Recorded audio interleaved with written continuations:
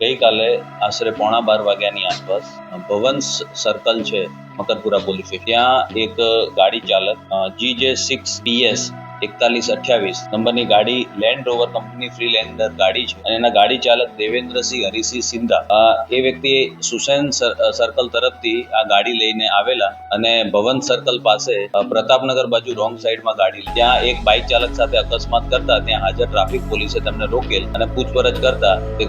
નશાની હાલતમાં જણાતા Manjalpur police station ખાતે આવીને ટ્રાફિક પોલીસ દ્વારા ફરિયાદ આપવામાં આવી, જેમાં ભારતીય ન્યાય સંહિતાની કલમ BNS 121, 281, 296B, 115(2) તથા મોટર વ્હીકલ એક્ટની કલમ 185 અને પ્રોહિબિશન એક્ટ કલમ 66(1)B મુજબની આ ફરિયાદ દાખલ કરવામાં આવી છે, જેમાં આરોપીએ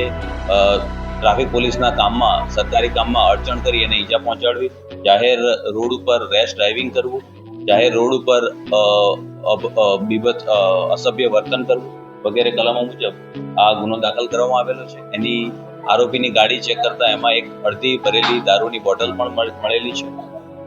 આ બનાવ બાદ તાત્કાલિક આરોપીને એરેસ્ટ કરીને હાલ